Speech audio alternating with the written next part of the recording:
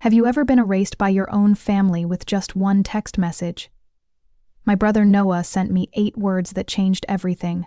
No place for you at the wedding anymore, sorry. But what he didn't know was that I owned every single contract for his dream wedding, and I was about to show him what happens when you delete the person who built your entire world. Before we dive into this story of family betrayal and perfect revenge, drop a comment telling me where you're watching from and what time it is. If you've ever felt invisible in your own family until they needed something, this story will hit deep. Hit that like button if you believe actions have consequences, and subscribe, because family justice this satisfying deserves an audience. My name is Rachel, and I want you to imagine the exact moment your own family decides you don't exist.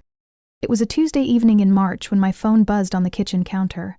The screen lit up my dim apartment like a flare, and when I saw Noah's name, I actually smiled before picking it up. My younger brother, the golden child of our family, reached out to me. I thought maybe he needed help with some wedding detail.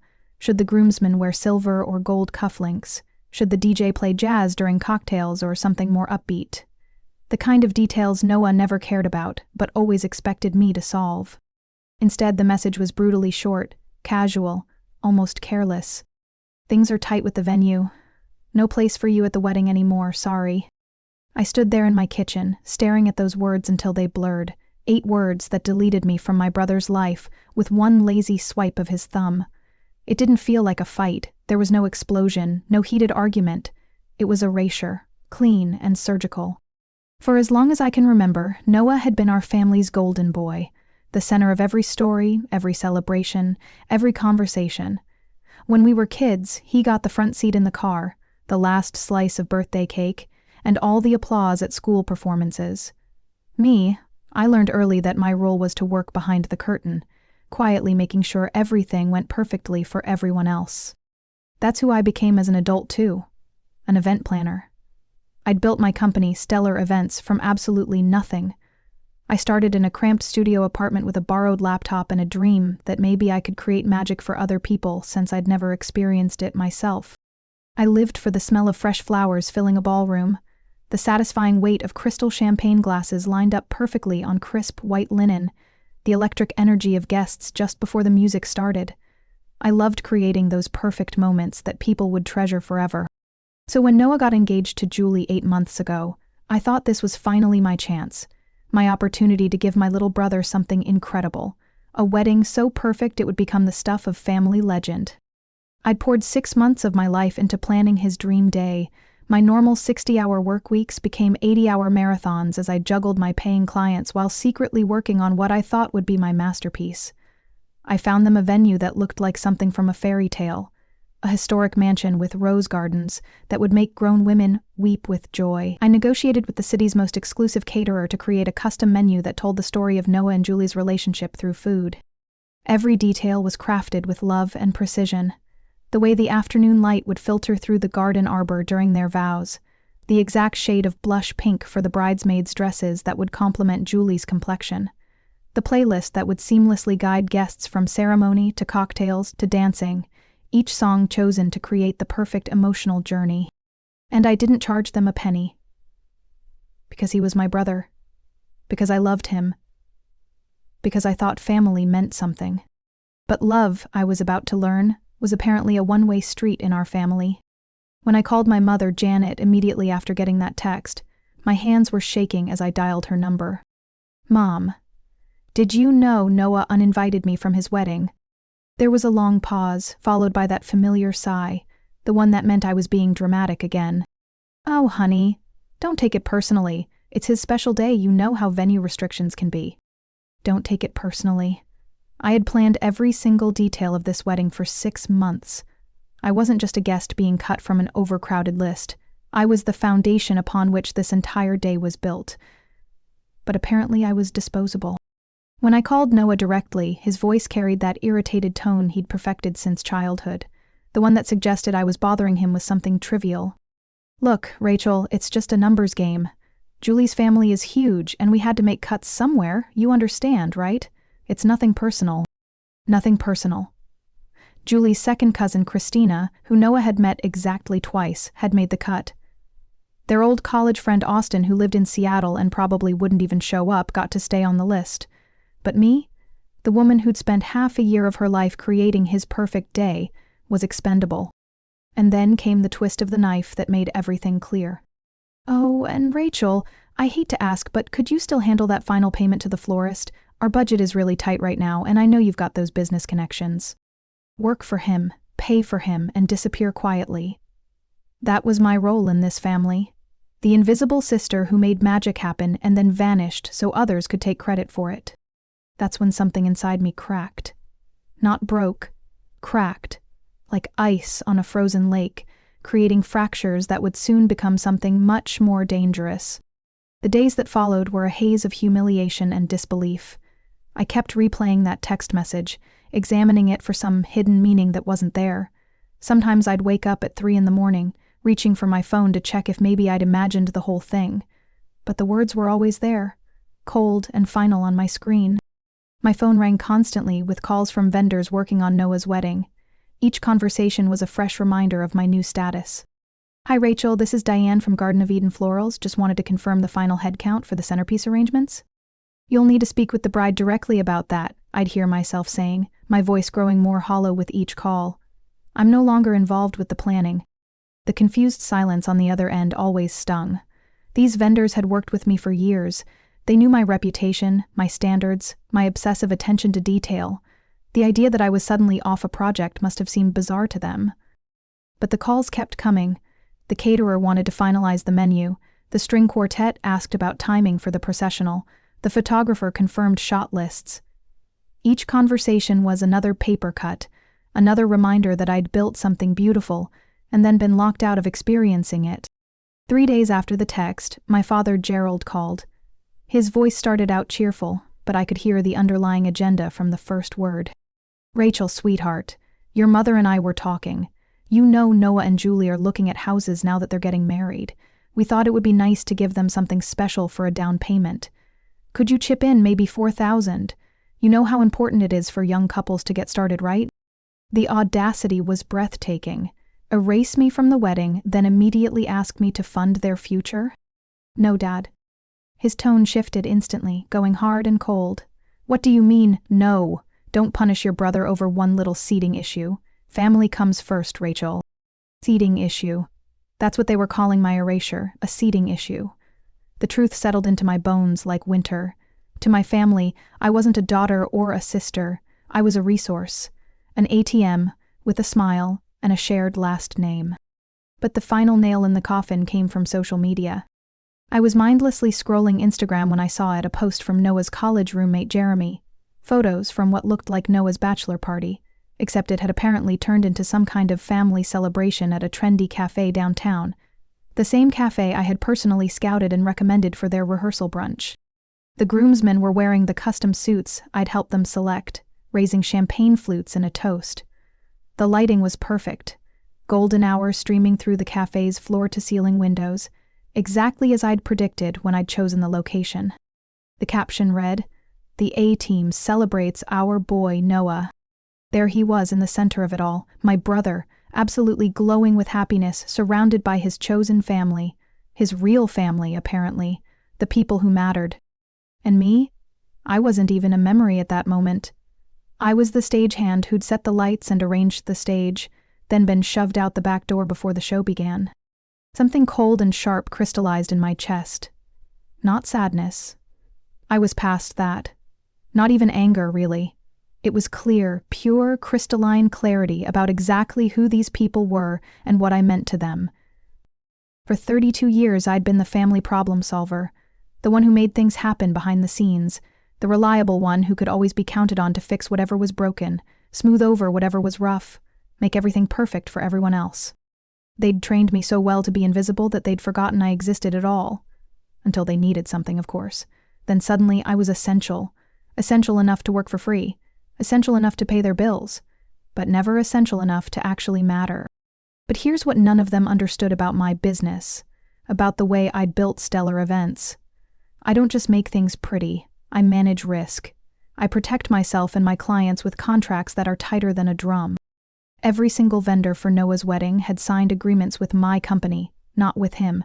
Every deposit had come from my business account, and buried in the fine print of every single contract was a clause I'd learned to include after getting burned by too many clients who thought they could use me and then discard me. Payment in full was due exactly 7 days before the event. If payment wasn't received, all contracts became null and void. Noah had never bothered to read the paperwork. None of them had. They just signed where I told them to sign and assumed I'd handle everything, like I always did. Like the good little invisible sister who existed solely to make their lives easier. But I'd built protections into every single agreement. Standard business practice for someone who'd learned the hard way that people would take advantage of kindness if you let them. They thought they could erase me and keep all the magic I'd created for them. They were about to learn how very wrong they were. 10 days before Noah's wedding, my phone rang at 7:30 in the morning. Noah's name on the screen, but this time I wasn't happy to see it. This time I knew exactly what it meant. "Rachel, thank God you answered." His voice was frantic, desperate in a way I'd never heard before. "We have a major crisis. The band just canceled. Some kind of family emergency with their lead singer. Everything is falling apart. I know things have been weird between us lately, but you have connections everywhere. Can you fix this? Please?" For 32 years, whenever Noah had a problem, he'd called me. Whenever something went wrong in his perfect golden boy life, invisible sister Rachel would swoop in to make it right. I'd been doing it so long that it had become automatic. His panic became my mission. His problems became my responsibility to solve. But sitting there in my apartment, looking out at the city where I'd built a business, and a reputation and a life entirely separate from my family's expectations, I realized something had fundamentally shifted inside me. For the first time in my entire life, I said no. "I'm not your wedding planner anymore, Noah. You made that very clear when you uninvited me." The silence on the other end was profound, heavier than any scream could have been. "Rachel, come on. Don't be like this. It's just one favor. You know everyone in this industry. Find someone else to solve your problems." "But you're my sister. Family helps family." "Family?" I let the word hang in the air for a moment. "You mean like how you helped me by erasing me from your wedding? Like how Mom and Dad helped by asking me to pay for your house while you were busy deleting me from your life?" "Rachel, I'll put you back on the guest list. We'll figure something out." "It's too late for that, Noah. Way too late." I hung up on my brother for the first time in my life, and my hands were perfectly steady. That evening, I sat in my home office surrounded by contracts and vendor agreements. 6 months of meticulous planning spread across my desk, every document bearing the letterhead of Stellar Events LLC. Every florist, every caterer, every venue coordinator, every service provider. They'd all signed with my company because they trusted my reputation and my business practices. Noah had never read a single page of the paperwork. He'd just signed where I pointed and assumed I'd handle the rest, like I always did. But buried in every single contract was the same clause: full payment due 7 days before the event, or all services would be immediately canceled. I opened my laptop and began composing emails. Professional, polite, and absolutely devastating. "Dear Diane, at Garden of Eden Florals. As per our service agreement dated September 15th, final payment for the Hayes wedding was due today. As this payment has not been received, we are exercising our contractual right to cancel all floral services per Section 4.2 of our agreement. Please consider this our formal notice of cancellation. Best regards, Rachel Martinez, owner, Stellar Events, LLC." I wrote identical emails to every single vendor. The venue coordinator at Rosewood Manor, Roger at Premier Catering, the string quartet, the photographer, the cake decorator. 15 vendors total, each one representing a crucial piece of Noah's perfect day. I scheduled them all to send at exactly 9:00 IEM the next morning, 7 days before the wedding, right down to the minute. Then I did something I hadn't done in months. I turned off my phone, poured myself a glass of wine, and went to bed early. At 9:01 a.m., my phone started ringing. I let it go to voicemail while I made coffee and watched the sunrise from my apartment balcony. 27 missed calls by 10:00 a.m., texts flooding in from numbers I didn't recognize. The first voicemail was from Helen at Rosewood Manor. "Rachel, this is Helen. I'm very confused by your email this morning. The Hayes wedding is in exactly 1 week, and we've just received a cancellation notice. This has to be some kind of mistake. Please call me back immediately." Then Roger from the catering company. Rachel, we got your email about canceling the Hayes reception. I don't understand. We've been preparing for this event for months. Can you please call and clarify what's happening? One by one, every vendor I'd carefully selected and contracted was calling to confirm what they couldn't quite believe: a complete wedding cancellation with 7 days' notice. By noon, Noah called. His voice was hysterical. Rachel, what did you do? The venue called and said they're canceling everything. The flowers, the food, the music. It's all gone. Julie is having a panic attack. People are asking if we're still getting married. I let him spiral for a moment before responding, my voice calm and professional. I told you there was no place for me in your wedding, Noah. So I stepped out completely. You can't do this. This is insane. You'll destroy everything. I'm not destroying anything. I'm simply no longer providing services for an event I'm not invited to attend. It's just business. This is not business. This is family. No, Noah. My family would never have treated me the way you did. This is just the natural consequence of your choices. The silence stretched between us, filled with his ragged breathing and what sounded like Julie crying in the background. Rachel, please. I'm begging you. I'll invite you back to the wedding. We'll find a place for you somehow. It's too late for that. The contracts are canceled. All of them. You have 7 days to find replacement vendors for your entire wedding. Good luck with that. You're destroying my life. No, Noah. You destroyed our relationship when you decided I was worth less than Julie's second cousin. I'm just no longer cleaning up the mess. I hung up and immediately called my travel agent. I need a flight to Hawaii, tonight if possible. While Noah's world imploded around him, I spent the week of his wedding on a beach in Maui, reading novels and getting massages. My phone buzzed constantly with calls from family members, but I'd changed my voicemail message. Rachel Martinez is currently out of the office. For event planning inquiries, please visit our website. The wedding day came and went while I watched the sunset from my hotel room, a Mai Tai in my hand. I later learned from mutual friends that Noah and Julie had managed to pull together a basic ceremony in someone's backyard, with grocery store flowers and sandwiches from a deli counter. Not quite the fairy tale they'd envisioned. When I returned from Hawaii, my business inbox was overflowing with new client inquiries. Word had spread through the industry about what had happened with the Hayes wedding situation, and instead of damaging my reputation, it had enhanced it. Other event planners respected that I had ironclad contracts and wouldn't allow clients to take advantage of me. Potential clients loved that I was someone who would protect their interests and couldn't be pushed around. My family took longer to come around. Janet called me heartless and vindictive. Gerald accused me of ruining Noah's special day out of spite. But slowly, something shifted in our dynamic. They stopped expecting me to solve their problems for free. They stopped taking my expertise and generosity for granted. Noah and Julie's marriage lasted 6 months. Apparently, when you build a relationship on taking advantage of other people's kindness and expecting the world to revolve around you, it doesn't create a very strong foundation for partnership. A year later, Noah called to apologize. Really apologize, not just to ask for another favor. He'd started therapy after the divorce and was finally beginning to understand what he'd put me through.